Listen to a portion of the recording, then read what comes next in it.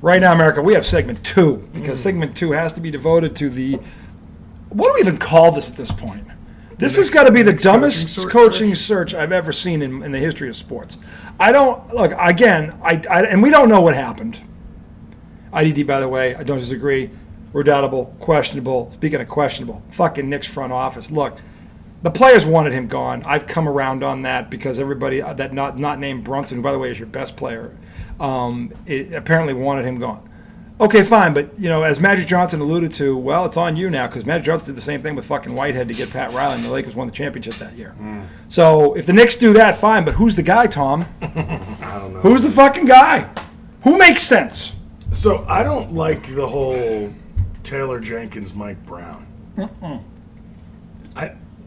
What's so different about Mike Brown? Mike Brown than Tibbs is a loser. He's a loser. But I'm saying He's had very talented teams. He's a loser. He got fired in Sacramento for being too hard on the young guys. He's a loser. Taylor Jenkins, I mean, he hasn't really done anything. I don't know. Mike Brown is a loser. I wanted to Taylor Brown? Taylor Jenkins. Taylor whatever. Taylor not going to work here. Taylor fucking, you kidding me? That was the guy from Memphis. Look, let's be honest. I kind of wanted to see Johnny Bryant. The guy that I think that they should go after is Sam Cassell or Mark Jackson. Either one of those two. Mark Jackson. Or either one of those two. Sam Cassell. I'd take Sam Cassell. Sam Cassell, to me, first of all, he's got a ton of experience as a player, as a coach, championship experience. He's got a ring as a player and a ring as a coach with the Celtics. He knows what he's doing. Plus, he knows your preeminent rival. He knows them inside and out. You got to get over the Celtics, okay? The Celtics are going to make a move this offseason. I don't know what it's going to be. Yeah. But I know this. They're probably a 50-win team if they bring everybody back. Without Tatum, they're probably going to find 50 wins somewhere. But if they make a move and bring another guy, then you got a problem. The point is, if you're going to do something to the Celtics, Sam Cassell is your best option. Because they're in your division and you got to deal with them. Because Jaylen Brown ain't going away, and Derek White ain't going away, and Peyton Pritchard ain't going away, and Al Horford's coming back, so he ain't going away. So you got to deal with them. They can't move Porzingis, so assuming they figure this out, he might be healthy next year. He only played 42 games last year. The year before he played 65. So if they come back with all these guys, he might catch a cold that lasts 10 years. So. Maybe he does. But again, if he's healthy, you got a problem. That's the biggest if in the world. It's not the biggest if in the world. He played 65 games 2 years ago, and they won the title. So it's not a big if. He didn't play in the playoffs. He played in 2 of the 4 games, or 2 of the 5 games in the finals, and then he played 2 other games in the whole playoffs. I'm talking about the regular season. I know. You need. He's been. All about the playoffs, though. Well, the Knicks don't have a coach right now. I mean, and none of the names you're giving me are blowing my skirt up. But see, my thing is, I don't want them to hire a name. I think that's the I don't think Sam Cassell is a name. I think he's a coach. Yeah, I'm not talking about Sam Cassell. I'm talking about all the people that have been mentioned. They're not going to hire Sam Cassell. That'd be smart. Look, nobody's mentioned a word of it. No, but that'd be smart because honestly, you're going after coaches that are under contract. How arrogant and stupid are you? You think give me a fucking break. You think that the Dallas Mavericks, who are about to get Cooper Flagg, I might add, are going to Jason Kidd, who's won a title there as a player and got to the finals 2 years ago, they're going to, talk to him. But are you crazy? Yeah. They're not going to do that. Like, this is the arrogance of this organization baffles the shit out of me. You haven't done shit in 52 years, and you think because you're the Knicks you can make a call like that? Oh, yeah, sure, no problem. Dude, we're the Mecca, man. We're the Mecca of losing. You're the Mecca of mediocrity is what you are. Mediocrity? Yeah, you've had a couple of 50-win seasons. Mediocrity means that you're middle of the road. I'd say you're middle of the road. No, we're not. We haven't done shit in 25 years. You're in the conference finals just this past year. No, now we're good. But for the last 25 years, we've sucked ass. But you've made playoffs. You haven't made the conference, but you've made the playoffs. Tibbs, in his 5 years, they won 5 playoff series. Oh, so you were... that's mediocrity.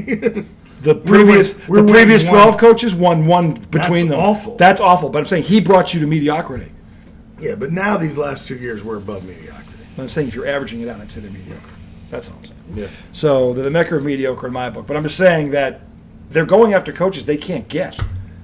Yeah. They're wasting their time. So why would you do that? I don't know. I've heard weird theories about why they were doing that. I've also heard people say, hey, when you're in a coaching search, If you like somebody, just kick the tires, see what happens. Because maybe you do find a coach that's unhappy, and then the coach says, "Hey, I want to talk to them." You know, so I don't really care about that. It does make them look bad, but to me, I don't care. Udoka. I don't care what they look like. I want them to make a good hire. I want them to make a solid hire. So, all right, if you had your druthers, if you could pick anyone that's coaching right now for their next coach, who would it be? Anybody that's coaching right now? Anybody. You had a choice. You could go, you know what? Who do you want? Doesn't even matter if he's like, who do you want? Pick the guy. Who would it be? Let me think about this. Made him think.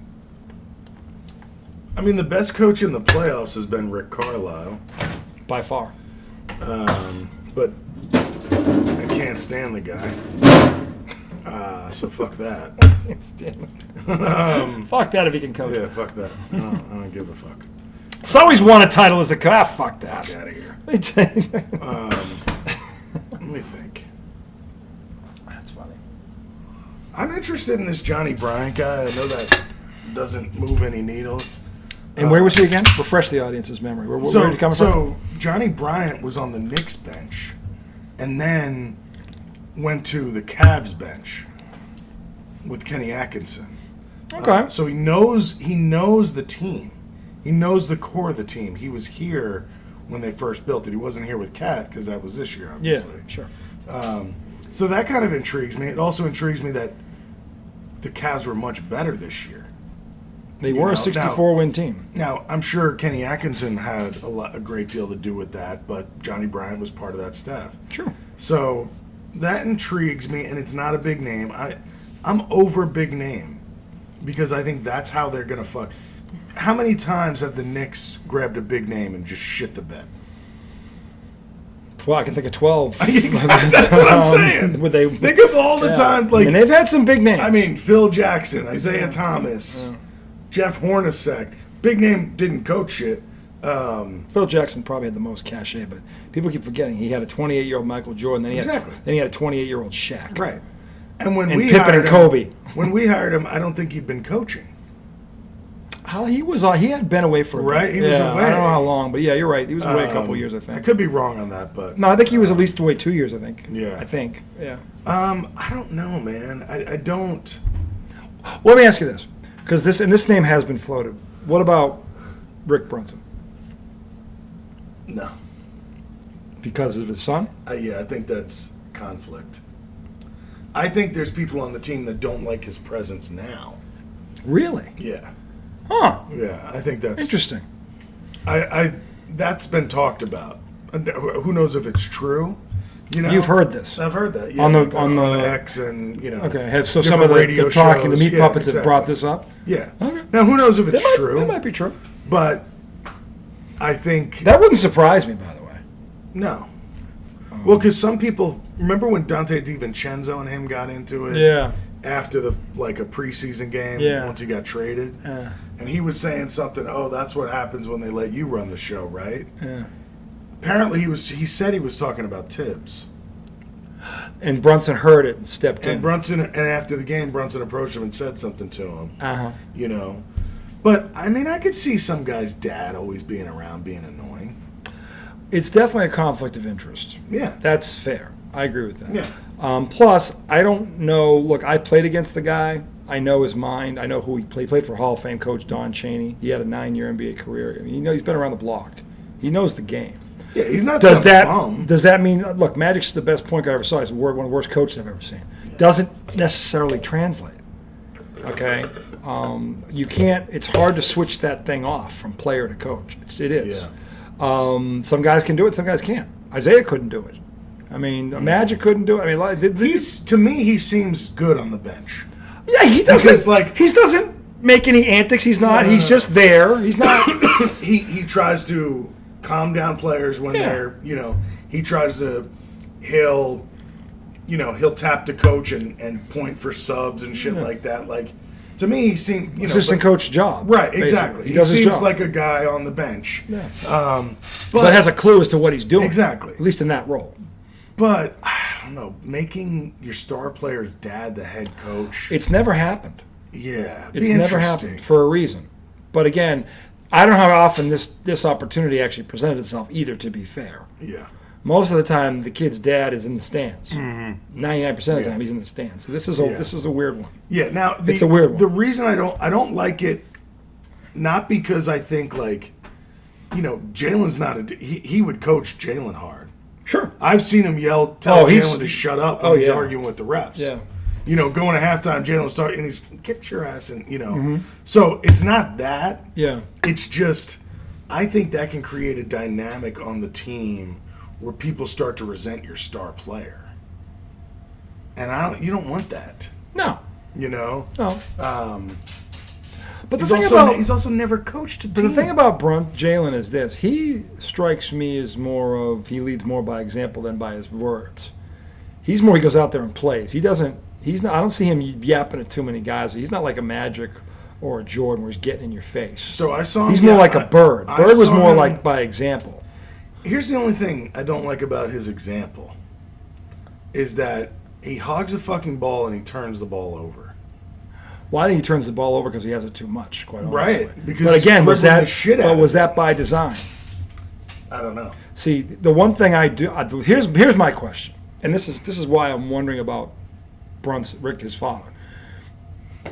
To me, the Knicks offense would be a lot better if they got the ball out of his hands. And then if you want to get him some action off the ball and get it back to him, that's fine. But there's got to be more flow. It's too much pounding into the stagnant. It's too easy to defend. Right. And he's a great one-on-one player, so he makes it work. But he has to work too hard. Yeah. And I'm wondering if his dad, who's been watching this up close for 2 years, would be like, you know what? Why don't we run this? Yeah. And why don't we run this? And you're going to get it. Don't worry. But his dad was in Dallas. Now he's like... They were successful both places. They went to the finals in Dallas, or the conference finals in Dallas. They went to the conference finals in New York. Yeah. So he's been successful. Again, I don't know the extent of his role. In Dallas, you had Luka at your side. Here, you had Cat. Like, they've got a team. They do. So I don't know. I don't want it to just be a continuation of the last. And again, I'm not saying it should be him. I'm just saying that. No, I like the question. I'm just asking the question because honestly, I don't know who the fuck they're looking at that makes. Like this, to your point about the kid from what's his name from the Cavs? Johnny Bryant. All right, that makes sense to me. I get that. Okay? Yeah. The Sam-Cassell one makes the most sense to me because of his experience, and he's got the rings on his finger, too, as a player and a coach. He's been there on both sides of it. Right. And he's a point guard, so he could relate to Brunson, or Brunson can relate to him. Mm-hmm. And he was very successful, Sam-Cassell, when he was he was also Houston, by the way. He won a ring with the Rockets. Elijah I hated him. Yeah, but I'm saying he could play and he can coach. He's been good. He was one of those smart players. He was a smart player. So that's why, to me, he was good, but he wasn't this super athlete. Yeah, and I'm not saying the Knicks have kicked the tires on this, but to me, he makes the most sense. He just does. If they're not gonna let you talk to Ime Udoka or Jason Kidd, and I wouldn't let you either. Okay, but to me, you've got to find a guy who's been in the league, who's respected as both player and a coach. Cassell is certainly both of those things. He's got the cachet. He's got rings as a player and as a coach. Yeah. So he's been on both sides. He's a point guard. To your point, he was a smart tough player. Mm-hmm. Those guys, like Jerry Sloan was a great. He was a smart. You ever watch Jerry Sloan back when he played? He was a smart, tough basketball player. Right. No coincidence, he was a hell of a coach. So to me, Sam Cassell is that kind of mold. That's where he comes from. Is that like Rick Carlisle? Yeah. A lot like Rick Carlisle. I don't know what he played like, but I assume he was for the Celtics. The problem was Dennis Johnson was in front of him. Yeah. And so was Danny Ainge. Dennis Johnson is a Hall of Famer. Danny Ainge was 5-time All-Star. He was a borderline Hall of Famer. So he didn't get a lot of time. Sam Vincent was the number 1 pick out of Michigan State. They were fighting for time. So, but he won a championship as a player when he was on that '86 Celtic team. So he saw a lot of shit. So you want to hear about this Johnny Bryant guy? Yes, absolutely. Background on him. So he was a point guard. That's played at San Francisco City College. So not the Dons where Bill Russell came from. Close. That's the Dons. San Fran University. San Fran University. Bill Russell. San Francisco City. San Francisco City. This might have been like a JUCO or something. Maybe, yeah. Transferred to University of Utah. Did he play for Majerus? It was 04, 05. Oh, no, Majerus was gone, I think. It was in the late 90s. Majerus may have been on the way out. Well, Van Horn and Duncan came in the league in 97? 7, because that was Patino's first year. Was it? I think it was after that. Because No, because we lost the number one pick. Because I thought Duncan came in the league the first year they played the Knicks in the finals. No. 99? Duncan came in the league. We ended up getting Chauncey Billups with the third pick. Duncan went number 1. Van Horn was somewhere in the top 10. Was he there then? No. But he was there. No, because he was 04-05 is when he went. Majerus might have still been there. I don't know. Majerus didn't last the whole. Majerus had health issues, so I don't know how much longer he lasted after Van Horn left. But he might have been there at the tail end of it. I don't know. But as a sophomore, earned honorable mention All Mountain West Conference. As a junior, earned honorable mention All Mountain West Conference. So he's a good player. He holds University of Utah's career 3-point percentage, 44%. Damn. That's back then too. So I don't think he was drafted. Okay. He was undrafted. He started coaching at a sports academy, skill development program, worked with some athletes as they were younger, including Paul Millsap and Dame Lillard. Mm-hmm. He was hired by the Utah Jazz as a player development assistant in 2012. In 2014, he was promoted to assistant coach under Quinn Snyder, who is now in Atlanta. He's the head coach in Atlanta. He was in Utah for a long time. And then he was the Knicks associate head coach from 2020 to 2024. So basically right when Tibbs came on. Okay. And then last year, he jumped over to Cleveland and was the associate head coach. All right, so he's been around. He's got a resume. He's got a resume. You know what I'm saying? Yeah. And he's got history with this team. Now, honestly, I know nothing of the fucking guy. So, Well, history, he was there 1 year. No, it's 4 years. With the Knicks? Yeah. Okay, 4 years. 2020 to 2024. Okay, 4 years. All right, that's so different. he was there for 2 years with Brunson. Okay. Because this year was Brunson's third year, if I'm Yes. right? Yeah. Yeah, I believe so. Because he was traded in the middle, right? Wasn't it? Well, no, they just... No, it was off season. He came up they as a free signed agent. him. I'm sorry. Yeah, because Dallas wouldn't sign him for 3 years. Actually, $50 million. this was his second season. This was his second full season. No. Last year was his first full season. Nah. Now, the first year, who did we lose to? First year, we lost to the Heat. Second year, we lost to Indy. And he was on that team? Oh, yeah. He turned the ball over to end the series. I remember it well. So, I mean, he was with this core for 2 years and with the organization on the bench for 4. I kind of like that history. But again, I don't know who the fucking guy... Like, is he going to come in and develop the bench? You hope so. Cleveland had a bench. He was a player development guy, so you'd hope he could do something like that. In a copycat league, the Celtics were the champs last year. They had a deep bench. The year before that, when Denver won it, they had a deep bench. OKC, Indy. All these champions have one thing in common. They have different styles of play, but they all go 9-10 deep. Yeah. The last 3 of them, anyway. Because whoever wins this is going to be just like the other in terms of depth. So to me, that's the one thing is you got to be 9-10 deep now. Yeah. Because the super team era, Kevin Durant is the poster boy for why this doesn't work. Okay, so and I agree with it because honestly, I don't care if you got 3 Hall of Famers if the rest of the other 9 suck, you ain't winning because you don't have the money to get anybody that's even decent because you maxed out 3 guys. Right, and if one of your Hall of Famers is like withering and not healthy. Which, by the way, this is the other thing we're going to close the segment with, but I wanted his opinion on this because I don't know if you heard this, but the other day, because Kevin Durant gave a list of teams about 48 hours ago, and the Knicks were number 1 until yesterday when apparently the Knicks went to Durant. Which I believe, as Stephen A. Smith tells it from a very reliable source, that when Kyrie and him teamed up and eventually went to Brooklyn, Durant was supposed to go to the Knicks. Well, that's what everybody hoped. Well, that's what Stephen A. said. It was going to happen. He had no interest in going to the Knicks because Kyrie nobody cared about them. Yeah, but the thing is, they were the leading candidate, and then Kyrie and them teamed up and went to Brooklyn instead. Dolan apparently never forgot this. Now, I mean, to me, don't be petty about it. It's not a smart basketball move. It failed. It failed. I mean, if you're saying no to Kevin Durant now because he spurned you 5 years ago, that's dumb. Well, hold on. He's 37 now. Well, no, I'm saying say no to him because he wouldn't make you... Because you're going to have to give up Towns, Exactly. who's, how old is Towns? 7 years younger? Right. Like, if Kevin Durant was 32, I get it. He's 37. No. And he can still put the ball in the basket. That's not my point. But he's 37. He'll be 38. Gutting our team to get Kevin Garnett does not get us closer to the championship. No. I don't think it does. I think Kevin Durant needs to go somewhere where the team is built. We have a lot of good players that we didn't get enough out of this year. Mikal Bridges. We have to get more out of Mikal Bridges. I still say he's not. You were Some right. of that is on He ain't him. worth 5 first-round picks, though. Of course. He's not even an all-star. But did you see Desmond Bane got traded for 4? Yeah, I don't get that And one 2 either. players. Yeah, I don't get that one either. 4 first-round picks and Cole Anthony. And who was the other one? I don't know, but he's not worth that cash. No. That Buddha. It was the same thing. Yeah. Except we didn't give up players. Actually, maybe we did. To me, it was. I think we did. You did, but 5 picks, man, is just sorry, America. But here's my thing. I had to do that. I don't think there was enough coaching going on. The bench wasn't developed. I know that. The bench For wasn't whatever developed. that's worth. The offense was in disarray. How many times could they not inbound the basketball? I think a lot of Brunson's turnovers were fatigue because he had to do too much. Yeah, that's true. And whoever the next coach is, the number one thing is you've got to get the ball out of his hands. Not because you don't want him to score, you do, but you got to save him.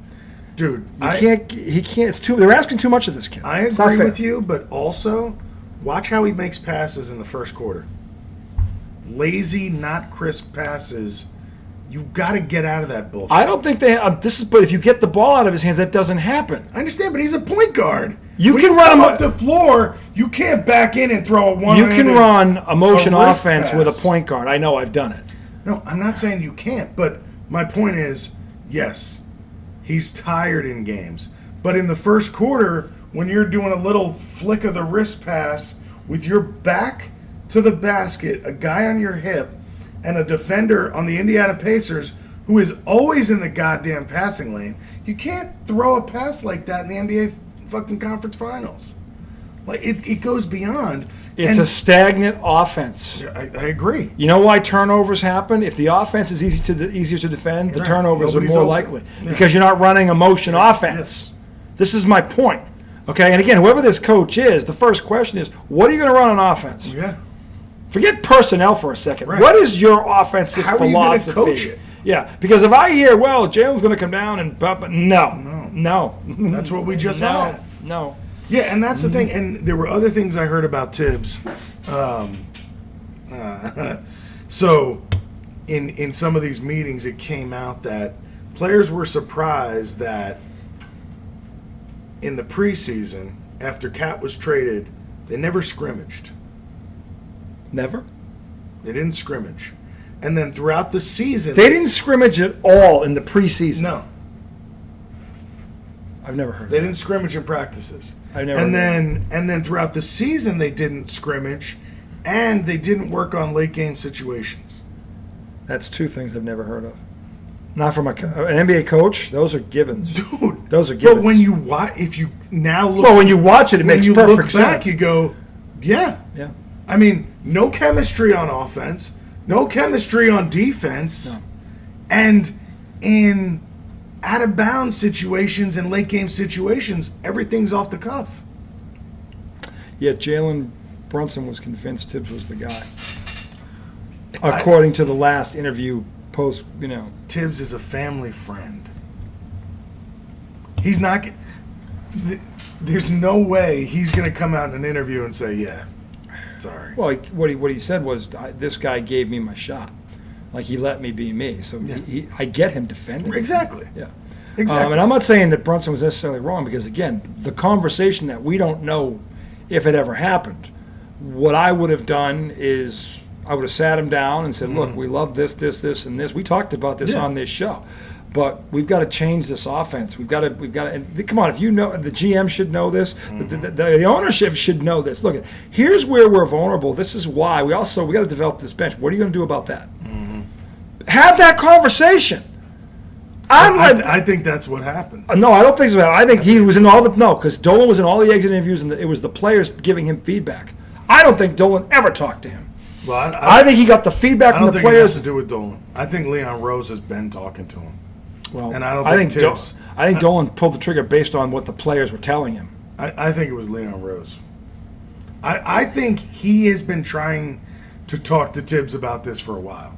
Tibbs doesn't change. Tibbs does this everywhere. And I didn't want to hear it 2 years ago, but the more you watch it, like, you just can't. You were 2 games from the finals. Yeah, we got lucky. You did get lucky. We got lucky. You did. But the thing is, you were there because no one thought they were beating a healthy Celtics team. So what, were you going to fire them for that? They weren't beating the Celtics if they were healthy. They weren't. And if Missoula had a brain between their ears, they might have swept them. Dude, we're not talking about the results. We're talking about going into the end of the year and saying, hey, just like you said, we can't do this shit anymore. We need you to change this. If he said, fuck you, I'm sorry. Right, but so we don't know. We don't know. That's all I'm saying. I don't know if that conversation happened and he flipped them off. Oh, okay, fine. I think it's probably happened over years. What Stephen A. Smith is suggesting and Magic Johnson is suggesting based on and Dolan said this. He was in all of the exit interviews with all the players. It sounds like he took feedback from the players wanted him gone. That's what it sounds like. I don't know that the players wanted. I think the players gave feedback. And I think Dolan ran with it. Well, I don't think it was Dolan. I don't think Dolan ever talked to him. He's to not me, that smart. I trust Ian Begley. He is a beat reporter for the Knicks. He said this was a Leon Rose decision. Did he say they talked? Who? Did the reporters say that Rose tried to have this conversation with him? No, nobody has. All right, so nobody knows. Yeah, nobody knows. That's all I'm saying. I don't know. Nobody truly knows everything that was said in those exit interviews. Just there's been like little stuff, like the thing about the scrimmages and. But the consensus was that the players, again, these are the people that talked to Dolan or whatever. The players did not want him back. The majority of them did not want him back. I haven't heard that. By the way, and Stephen A. Smith said it, and so did Magic Johnson. They both said it. So again, I wasn't there. I don't know. Yeah. I'm going off from 2 people here. And Magic, by the way, this happened. It's funny. This happened with the Lakers. It also happened with the Celtics in '83 after they got swept by the Bucks. Bill Fitch, whoosh, gone. And Larry Bird was bullshit until they hired Casey Jones. They won the title the next year. The Lakers fired Whitehead, brought in the year before, hired Pat Riley, and won the title the next year. But that was Bird and Magic. Okay? Yeah. So, but again, it's happened before. Yeah. So when this is back in the 80s, so if it can happen then, and Magic was a part of it, he's like, guys, if he's sitting in all the interviews with all the players, because he wants to hear what the players have to say about this. Okay, again, I don't know this for a fact, but Magic's done this as a player. Yeah. But again, it's on the players now. It's on them now. No doubt. Okay, no doubt. If that is true and they wanted him gone, this is on them. Yeah. Because whoever comes in now, it doesn't matter. They have to win. They have to win. But it's on the coach to help them get the best out of themselves. Because did he take them as far as they were going to go? I don't think they overachieved. I think they overachieved. They didn't overachieve. They got lucky. Well, either way, they were there. They got lucky and then underachieved. I don't think they were better than the Pacers. But they were in position to beat them. You're up fucking 20 in the fourth. The Pacers were in game 1, and you fucking shit your pants. Look at what the Pacers are doing with OKC right now. So what? So what? They're a far better team than the Knicks. OKC? Yes. They're not far better.